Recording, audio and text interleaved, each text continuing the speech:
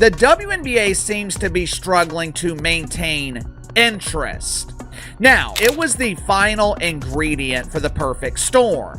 This injury gave the WNBA the data they need to prove that pretend basketball is 100% reliant on one. The WNBA is unraveling before our eyes.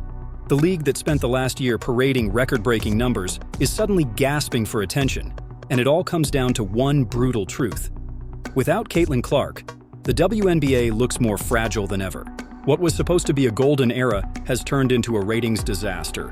And now fans are asking the question nobody in the league office wants to hear. Was all of this just a Caitlin Clark mirage? The storm started with one injury. At first, we were told Clark's groin issue was nothing serious, just a minor setback. Day to day. 35%! WNBA ratings down, All-Star game 35% than last year. Yet you're telling me that it doesn't have to do with Caitlin. 35%. It really makes it difficult for fans of the WNBA in general and Caitlin Clark, like myself, to have conversations, to join a Discord, just to I don't know, want to just talk up the WNBA in general when you can't even give Caitlin the props that she deserves. Then suddenly she was listed as out indefinitely. Weeks passed. ESPN circled a specific return date in August, hyping her comeback as if it were the second coming. But the closer we got, the more confusing the updates became. One day she was a game-time decision. The next day her coach admitted she hadn't even practiced. The mixed signals left fans frustrated and suspicious. Was the league hiding something? Or were they simply panicking without their star? What wasn't confusing were the numbers. Cold, devastating numbers that expose just how much the WNBA's success depends on a single player. Since Clark was sidelined, television viewership has collapsed.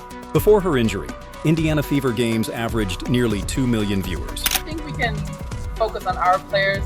In the union, we got a proposal from the league, which was honestly a slap in the face. And I think we really have to put an emphasis on the players that are in our league right now. But I love to see the league growing. I think, adding these teams in Philly and Detroit, that's how amazing is that the league can grow. But how cool would it also be to have a little bit expansion on the rosters? Let's focus on the teams that have everything set up right now, and maybe focus on the teams also that find excuses continuously to lack investment into their players before we focus on adding more to the grain of people that can't really. Without her, that number barely scrapes 8 on 47,000. A jaw-dropping 55% drop. The All-Star Game told the same story. In 2024, it shattered records with 3.4 million viewers. In 2025, with Clark watching from the sidelines, that number crashed by more than a third. And here's the kicker. That disappointing number was still the second highest in league history. That's how bad it was before Clark arrived. Commissioner Kathy Engelbert is now facing the nightmare scenario.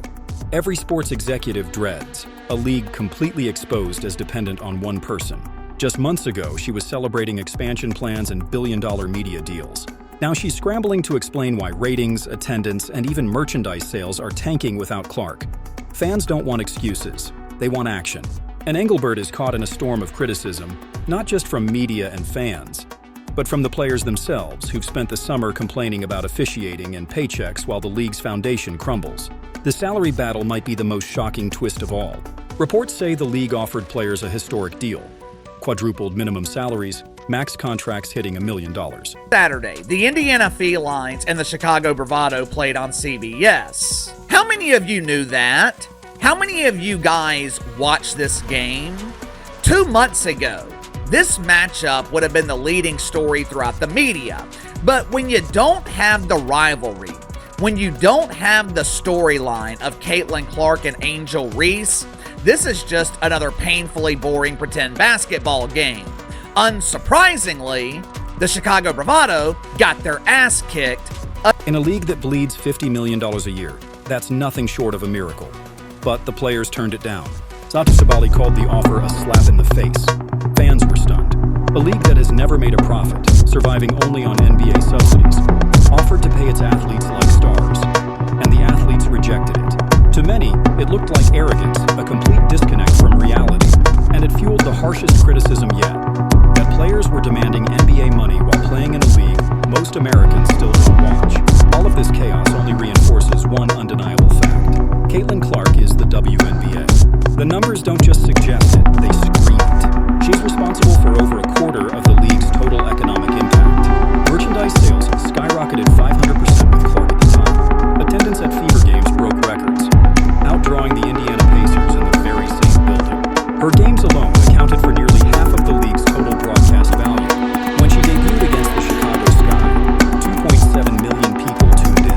When the same matchup happened without her, tickets were selling for $3. That's not just a star effect. That's the definition of being the league's lifeline. No one watched it before Caitlin Clark. And you could say, oh, Angel Reese. Angel Reese did not bring a single viewer. Okay? Like, she's not good. She misses layups left and right. And it doesn't have to do anything with, I mean, is her social media? No, she just can't play basketball. Okay? She can rebound. That's about it. Caitlin Clark can actually play basketball. And she has the fans that are coming from all of the Midwest, including Iowa, and all around the world. Young girls, everybody's starting to watch the league. She's getting a ton of men to watch the WNBA. I'm not saying that men didn't watch it before, but there was a large majority, a large percentage at least, of men that didn't watch the WNBA before. And yet, despite knowing this, the WNBA has failed to protect its most valuable asset. Game after game, Clark has been shoved, bumped, poked, and targeted with almost no protection from referees. Marina McRae knocked her to the floor with a reckless hit that somehow didn't even result in ejection. Officials only upgraded her to a flagrant foul after one of the fans exploded. Sophie Cunningham, one of Clark's own teammates. No! I don't know about this one, ladies. I don't know. I don't know if this was the wisest decision. I really don't. I think you guys might be overstating your value just a bit. I'm a fan. I love Caitlin Clark. It's a bunch of players in this league that I enjoy watching. I think some of you may be overstating your value, and it is about to lead to a flat-out strike. Has been forced to play the role of enforcer just to keep opponents from cheap-shotting their star. Even legendary athletes outside basketball have spoken up, calling it embarrassing that the league won't protect the player keeping them alive. Always protect the money, one critic said, but the WNBA hasn't, and now they're paying the price. The financial truth is brutal. In 28 years, the WNBA has never turned a profit. Even in 2024, with Clark breaking every viewership record in sight, the league still lost tens of millions. Without her, those losses only deepen. The NBA props them up with subsidies, owning most of the league outright. But even NBA executives admit it. The WNBA won't see financial independence for years. Meanwhile, 1.3 million is great. It is the least watched Felines Bravado game since Caitlin Clark entered the WNBA dump. But I've noticed a trend recently with WNBA ratings. For starters, games not involving the Indiana Felines seem to be struggling. Back in June, the LA Sparkles played the Las Vegas Anonymous Faces on Ion, 459,000 viewers. 2 weeks later, Sparkles Minnesota Linkers on CBS, 702,000. That seems to be the number that the WNBA is averaging when the Indiana Felines are not playing. Players are demanding 50 revenue splits and million-dollar deals in a league where half-empty arenas are the norm when Clark isn't playing. It's economic quicksand, and no one seems to have a rope. The league has tried to manufacture rivalries and hype up other stars, but the truth is obvious. None of them draw like Clark. Angel Reese may dominate social media, but when it comes to ticket sales and television numbers, her presence hasn't moved the needle. Games without Clark feel empty. The rivalries that once made headlines vanish without her. Fans tune in for Caitlin, not for gimmicks or forced narratives. That's why the league is desperate for her return. Without her, expansion talk is fantasy. Without her, billion-dollar media deals lose their shine. Without her, the WNBA goes back to being a niche product fighting for relevance. And that's the harsh reality facing Commissioner Engelbert right now. Her legacy depends entirely on how she handles this crisis. Will she finally protect Clark and rebuild the league around her? Or will she continue pandering to unrealistic demands, while the WNBA slips back into obscurity? Every day Clark sits on the sidelines, the league loses momentum it may never get back. Professional sports are built on star power. The NBA had Jordan, LeBron, Curry. By watching. Now listen, if I keep bumping her, knocking her down, might get her a concussion, you might hurt her for real. For 2 weeks, she was done with like a hamstring. She was down. 55% of the viewership was down. She comes back the next game, it's about 3 million viewers. Now let me tell you something. Growing up in the hood, they teach you this. Always protect the money. Y'all keep hurting her and all that. She going for a year or two. Ain't nobody gonna watch it. If nobody watches, how y'all gonna make and generate money? Stop playing with that girl home. Look, what you need to start doing is put them emails together with the commissioner, to the referees. Don't put y'all damn hands on Caitlin like that. You can foul her, but don't hurt her. The WNBA has Caitlin Clark, and if they don't figure out how to keep her healthy, protected, and engaged, they're going to lose everything they've gained. The ratings don't lie. The attendance doesn't lie. The merchandise sales don't lie. Caitlin Clark isn't just the WNBA's best player. She is its survival plan. And right now, that plan is hanging by a thread. And the drama didn't stop there. Behind the scenes, whispers started spreading that Clark's injury wasn't just about her groin. It was about exhaustion. The nonstop media tours, the WNBA's relentless scheduling, the constant pressure of carrying an entire league on her shoulders, it all added up. Some insiders claim Clark has been pushed to the limit, and her body finally broke down under the weight. If that's true, the WNBA has nobody to blame but itself, because instead of protecting its star, it cashed in every single ounce of her popularity without giving her a break. NBA's latest offer to its players, while dramatically increasing the salary cap and maximum base salaries, which a league source suggestion could quadruple to at least $1 million from their current $249,000, follows the same model as the current collective bargaining agreement. These ladies wanted a larger salary cap. Boom, got that.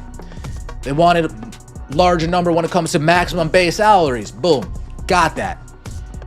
They want a 50-50 rev share split. Ooh, they don't got that. The owner said, we'll give you this, and we'll give you this, but this 50-50? Ooh, it's looking dicey. Meanwhile, fans are feeling betrayed. They bought tickets months in advance to see Clark play live, only to walk into arenas where she's nowhere to be seen. Season ticket holders in Indiana have been complaining online that they paid record prices for seats, and the only reason was Caitlin Clark. Without her, the energy in the building feels hollow. One viral video even showed a young fan crying after realizing Clark wasn't suiting up that night. That clip told the whole story. The WNBA doesn't just lose ratings when she's gone, it loses its soul. $1 million contracts? You mean to tell me the WNBA offered to pay y'all 4 times more, meaning max players will be getting $1 million contracts? Y'all turned it down? Some of these games are 30-31 at halftime, and y'all turning down $1 million contracts? Are you crazy? Are y'all crazy? Listen, man, look, being stubborn gon' kick y'all in the ass, man. Y'all gotta stop playing. What makes it worse is how other players are reacting. Some veterans seem almost smug, as if Clark's injury gives them back the spotlight they lost.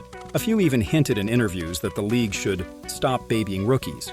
That kind of attitude only fuels the divide between old and new, between those who built the league in obscurity and those who see Clark as the golden ticket. But here's the truth. The golden ticket is the only reason there's even a conversation about $1 million salaries, primetime TV slots, and sold-out arenas. Without Clark, the WNBA is back to fighting for scraps. And the scariest part? Nobody knows when she'll be back at full strength. Each day she sits out, the league's house of cards shakes a little harder. Each week the numbers dip lower, the headlines grow uglier, and the fans get angrier. The WNBA wanted Caitlin Clark to be its savior. Now it's learning the hard way what happens when you build an empire on one player and risk losing her too soon.